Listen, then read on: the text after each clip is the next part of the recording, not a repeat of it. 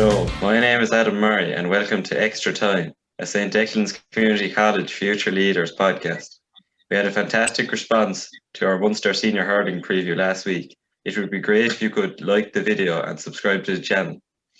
This week we'll be doing a preview of the Munster Senior Football Championships. I'm joined by special guests, a Cork man, Mr. Jeff Collins, and a Waterford man, Mr. Shane Briggs. And I'm also joined by Ryan Hennessy. So the first thing we're going to look at is Waterford and Limerick on 31st of October. I was going to say, Ryan, we should have really introduced you as a dual inter-county star. Oh, I don't know about that now. I don't know about the hurling now. We're going to start with Waterford versus Limerick on the 31st of October in Fairfield. Might get your opinions on that, Mr. Briggs. I suppose there's a few things to that Waterford game. A lot of it has got to do with, I suppose, how much work has been done post-COVID. I'm not too sure that, either of the two teams, a lot of their players, how much work they would have done. But the big thing over the next couple or last few weeks has been preparation. And I noticed that Waterford have one National League game, and it's against Antrim. And I'd say now, judging by the last few days, there's a high possibility that could be called off. Whereas I think as Limerick have Wexford and Sligo, and they're going for promotion also. So, I mean, the carrot of being in Croke Park for them, or the chance of being in the league final, or the chance of getting promoted is huge. And as always with the Waterford Limerick games, they're usually tight enough. But there's been very little said about, the players have come back into the Waterford camp. I've only heard about a few players have gone in, new players, and they're very young, very light. This time of the year, I think Limerick look more powerful to me. They have a very good midfield. And I know that Tommy Penders is going to be a huge loss. He's retired now this year for Waterford. So, it's all to play for. But at the moment, I would struggle to see how Waterford might overcome Limerick, even though it's in Fairfield. Yeah, they met in the league in 25th of January, and the score was 110 to 10 points. Waterford favoured. Myself and yourself were in at that, Ryan. What do you think of that match that night? Look, we're a lot more physical than Waterford, but Waterford had a lot of football in them. I was very surprised. They've good spine of a team and a lot of youth. A lot of record with that. Yeah, a lot of record. That's of course. What way do you see? Oh, go on. It was a miserable night for football that night too, up in Fairfield. It was. What way do you see this one go, Mr. Collins? Well, I'd be curious to know Mr. Briggs' Shane's opinion there in a second about does the lack of preparation will that be an equalising factor? I mean, could that actually help the weaker teams in this? The Clare, who are Division 2 team, and Cork are Division 3, but they'd still probably be considered one of the stronger teams. And Kerry, does the lack of preparation, will that maybe group the range of all the teams together? I don't know. I mean, I was looking at the betting there, and Waterford are 10-3, and Limerick are 2-7 favourites. So, I mean, the bookies can only see one outcome here. But Waterford have had some good outings there in the last couple of years. They ran Cork to a point in Fairfield a few years ago. They gave Clare a great match above in Clare last year away. And they've had good performances in the back door against Tipperary and Galway and that down through the years. So, I mean, I think the bookies, I think that the Waterford Limerick game won't be as clear-cut as what the bookies seem to think. So, yeah, I think, maybe Limerick by a few points, hopefully Waterford can upset them on the day. But, so I think it could be closer than everybody thinks. No, I was just going to say there that, when the draw came out last year, both Limerick and Waterford would have been ecstatic because they would seem to be the two weakest counties in Munster at the moment. And they know that then if they can come through that draw, that the fact that Cork and Kerry are on the opposite side, look, on a one-off game, they are capable of probably putting it up to Tip and Clare, and on a good day, maybe could beat them. So, like, there's definitely that, incentive there to push the players. My worry is, like, when in the history of the league, say for instance, Waterford and Limerick would be very, very equal, and that, like, I would have played numerous times against Limerick where we would have won many games, and they would have, like, maybe turned us over a couple of times. But in Championship, there was only ever one winner, unfortunately. So, like, and then how much stock can you put in what happened last February compared to now, right? Maybe the conditions, but, like, we'd all love. I think it will be close. I don't think Limerick are going to run away from it. But I at the moment I struggle to see how Waterford are going to overcome Limerick, especially when Limerick are on the high of doing well in the National League, coming out of 2 proper National League matches. More than likely, like, Waterford are not going to get any challenge matches, or if they do, they're going to be low grade ones. Like, who is going to play them? Everyone else is playing National League, so it's going to be very hard for Waterford to prepare for that game.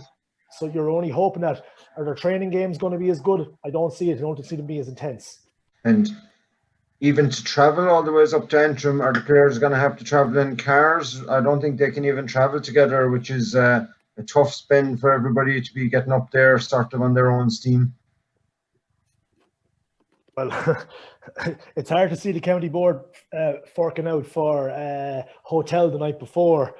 That's not going to happen. And then you've all the logistics of, can you stay up there the night before and COVID testing? And no, I'm not quite sure. So, I mean, it's just a disaster all around.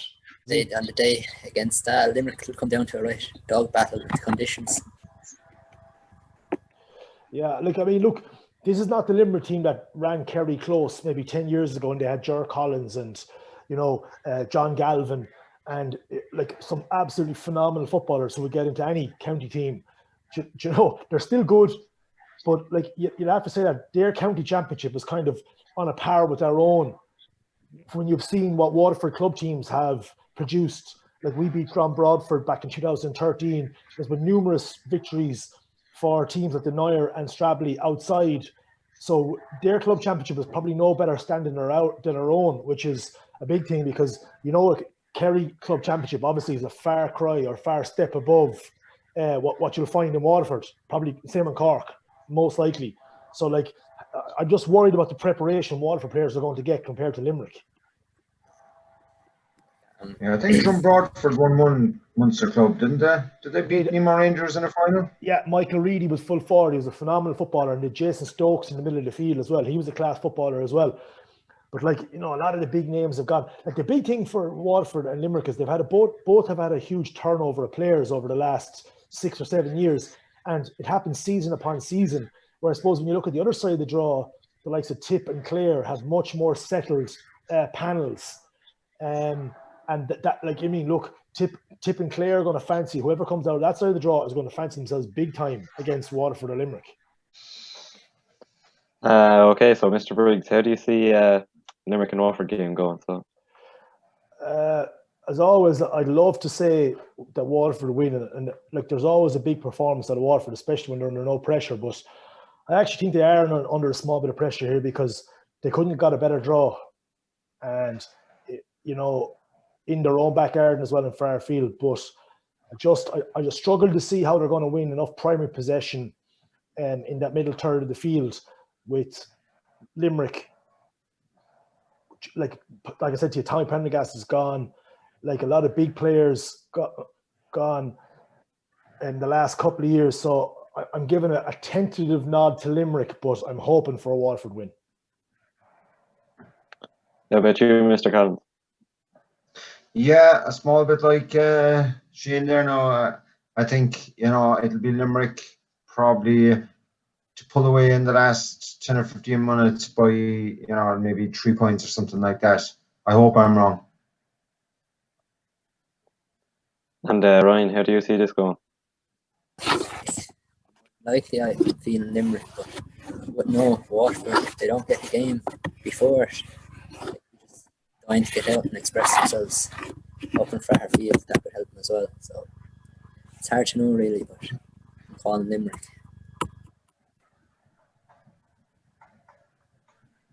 I'd say Waterford by a few points, just to even it up here. Very ambitious. Ryan, I want to say to you, you're involved in the minors. You're playing Limerick as well. How's your preparation for that going? It's going well enough now. We're after getting 2 challenges in within the last 2 weeks, and we meant to have one there last weekend, but for the more COVID restrictions, that was put to bed. But yeah, we have a strong enough panel compared to considering half of the lads would go off playing hurling. So there's a lot of youth, a lot of people my age that are up in the age again next year. So hopefully we can carry on the experience. So, and a lot of lads from my age, we've got to the All Ireland there last year and under 15 beating Westmeath by 5 or 6 points in the end. So just goes to show we're on the up somewhat. The next match we're going to look at is Tipperary and Clare in the other semi-final. That's on the 1st of November in Thurles. What do you think of that match, Mr. Briggs? Well, to me, this is the most interesting game of the lot, and I'm including Cork and Kerry in that. Pre-COVID, I could. It was very strange. You were going to have a Clare team without Gary Brennan, who's one of the best midfielders in Ireland, and you were going to have a Tip team without Michael Quinlivan, who's one of the best forwards in Ireland. And I think for both teams, they'll be absolutely delighted that they didn't actually have to play in the summer. And also Jamie Malone, who's a super footballer for Clare, he was missing. So I think as far as I'm aware, Gary Brennan is back. Jamie Malone is definitely back. Michael Quinlivan is definitely back. So you have 2 very, very strong panels. Now, I suppose in the last few years, Tip have taken a backward step in Division 3, and Clare have actually been done really well in Division 2, and kind of touched on Super 8 football. It's going to be very, very tight.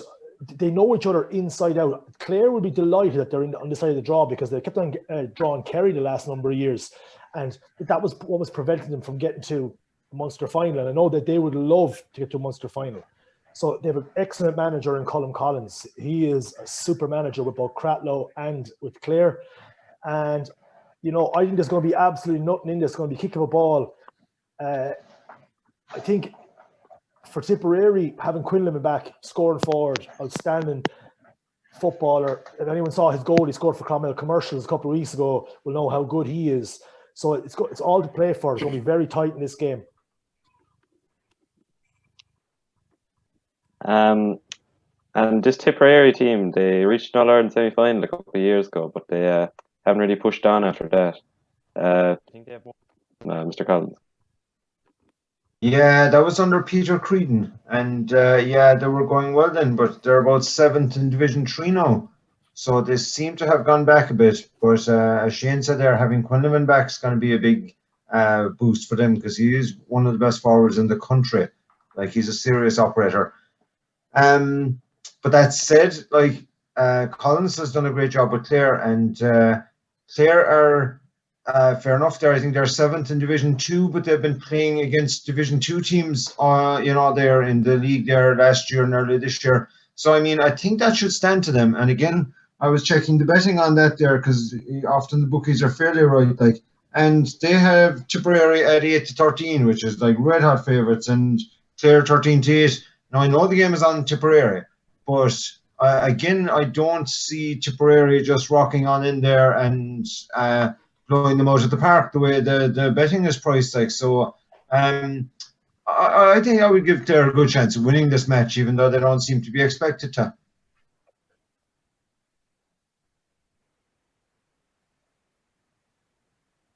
So I'll get your predictions for this match. What about you, Ryan? I'll start off with you. I'm thinking Tip with Quinlivan back full forward.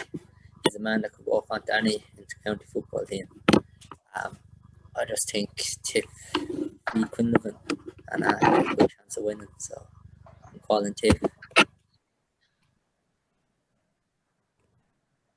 What about you, Mr. Collins? I think Clare might surprise everybody, and I think Clare might win the game by 1 or 2 points. And you, Mr. Briggs? Yeah, this is a very tough one to call. If Gary Brennan is back for Clare, my original prediction was a couple of weeks ago, I thought Tip were going to win this, but I think Gary Brennan is such an amazing footballer and he sets the tempo that if he's back, it's a clear win.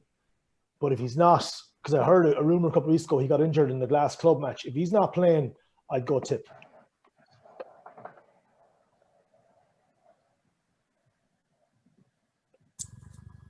I'll say Clare myself now, especially if Gary Brennan's back. So the next match we're going to look at, probably the one everyone's talking about, Cork and Kerry and Cork and Cleve on the 8th of November. So what would be your opinion on that? You're a Cork man, Mr. Collins. So how do you see Cork going here? I'd like to think that Cork will go well, but realistically, Kerry lost the All-Ireland final replay last year to Dublin, and that's one of the greatest teams we've ever seen. And Kerry are going for, I think, 8 in a row this year, Munster Championships. So really, you can only see one outcome here, and that's a Kerry win. And again, I was checking the betting for that, and Cork are 4-1 and Kerry are 1-5. So I mean, the bookies just see this to be a walk in the park really for Kerry. So no, I know Cork won a minor and an under 21 really, but success at underage doesn't really, guarantee anything. And Cork won't be far away. And often they'd put it up to Kerry for 3/4 of the game or whatever. But I think Kerry just have too much quality. And Shane was on about size there earlier on, for Waterford not being the biggest team, but Kerry are huge in the middle of the field. David Moran and what's his name, Jack Barry, and they've got Jimmy O'Connor there as well. He played wing forward, and they've got huge men in the middle of the field. And I don't think Cork have, established players really to upset them enough there to cause an upset to the result of the game, sadly.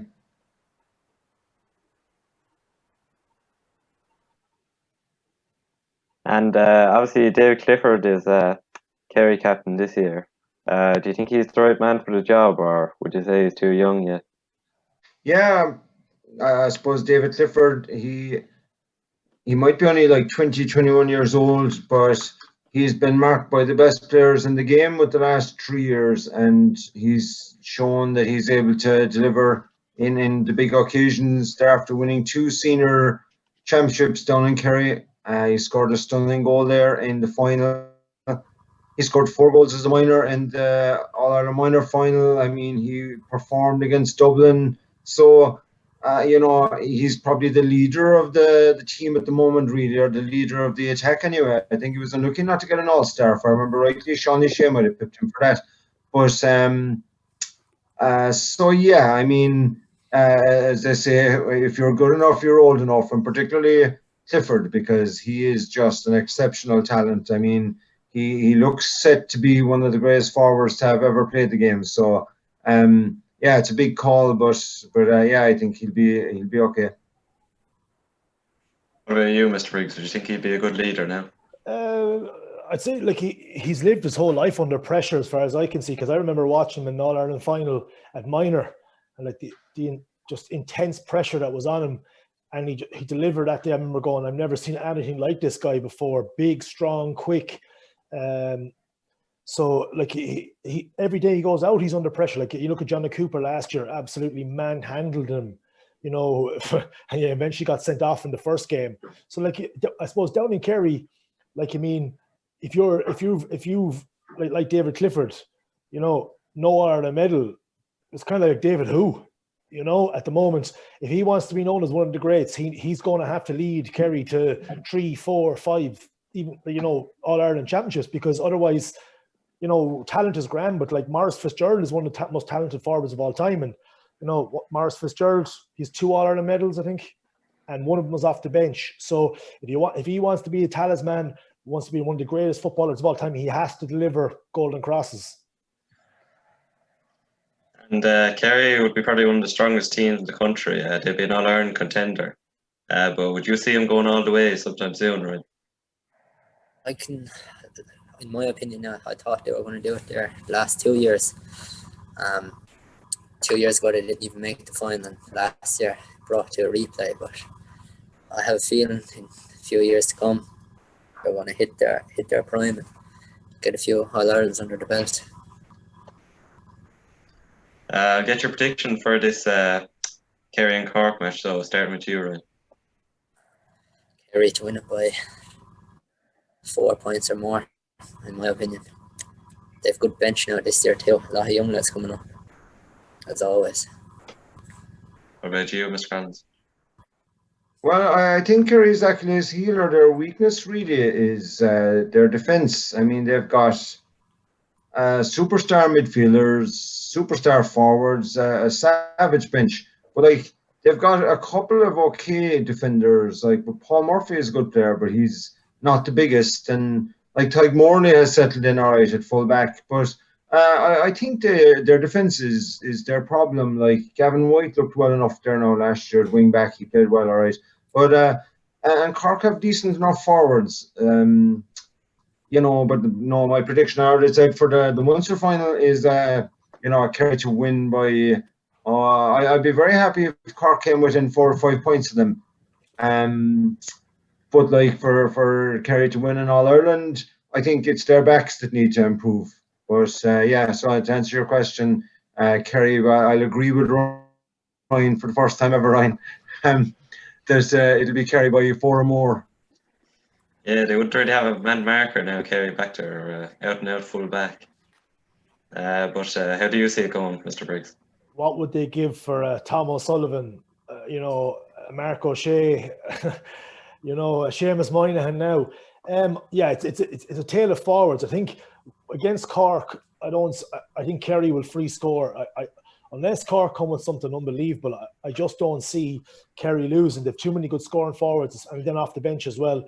And from that, say 8 up midfield up, they can blitz teams. I agree with Jeff there that their backs don't seem to be as good, which is unfathomable really to me why they got rid of Donny Buckley, because I mean Donny Buckley turned Mayo into one of the best one-on-one defensive teams in the country, and he was just seemed to be just discarded again by Kerry.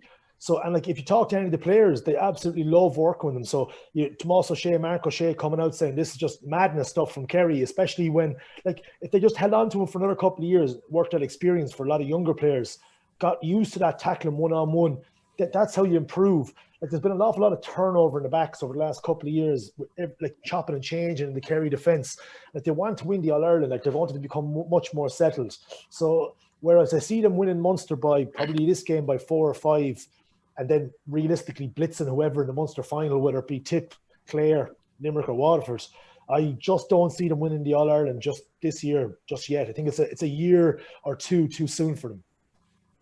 You could say they need now Shane Briggs in the half-back line to win an All-Ireland yet. Well, Shane Briggs is in a wheelchair these days, so best of luck. If you could get the noughties version, Ryan. I'd have to agree with you about Donny Buckley, though. He did a few sessions with McCormick this year, and he's a top-class coach, and I'd say he could have brought on some of them young players a lot. Yeah. Thanks for telling me that, Adam. I'll let the lads know, all right?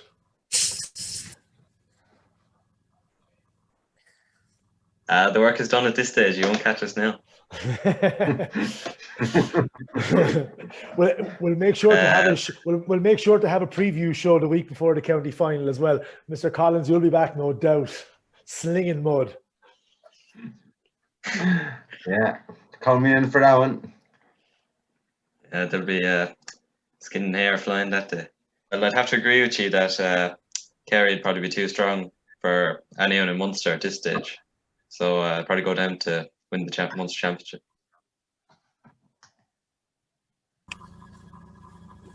So we're going to do predictions for our All-Ireland Championships now. Who we think is going to win this year? So I'll start with you, Ryan. Calling in Dublin, Kerry, All-Ireland again, but it's hard to see Kerry win it yet, as we were all saying. Kerry just don't have the defence yet. No standout backs, really. So I think Dublin's forwards will get the better of once again. But you'd never know. Dublin to win it is my opinion anyway. How about you, Mr. Collins? Yeah, I think you just can't see beyond Dublin. You know, maybe Galway if you had to pick a dark horse like to maybe get to a final. But if you were having money on a winner, it would have to be Dublin again. And you, Mr. Briggs? Yeah, but I think actually it could be a lot closer than people think. Again, I think a lot of the Dublin backs, the leaders that step up, the likes of Keane O'Sullivan, Philly McMahon, Johnny Cooper, they're kind of approaching the wrong age now as well. And even though they have a lot of class marquee forwards, again, I think they're going to be able to, you can get at them. You know, maybe this year could be a last year for a lot of them. So I think that's going to be very interesting. I agree. I think Galway, to me, if Shane Welch is fit, they're the only team I see, realistically, they're the only team in Ireland I see, you know, who could compete for a sheer athleticism with the Dubs. So for me, it's the Dubs as well. Yeah, I'd have to say if it was any year that Dublin were going to be bet, probably be this year with the new manager and lack of training. But yeah, Galway and Kerry, they both have strong teams, but probably don't have the experience of winning at the highest level at this stage. So I'm probably going to have to say the Dubs for 6 in a row. You might as well finish it out there. So read out your last piece there and we'll call it a day. Yeah. Thank you very much to my guests, Mr. Collins, Mr. Briggs and Ryan. Next week, we have a very special inter-county guest to look at their career and the upcoming Waterford against Cork hurling match. Please like the video and subscribe to the channel to get notified about all our future content. See you all soon during Extra Time.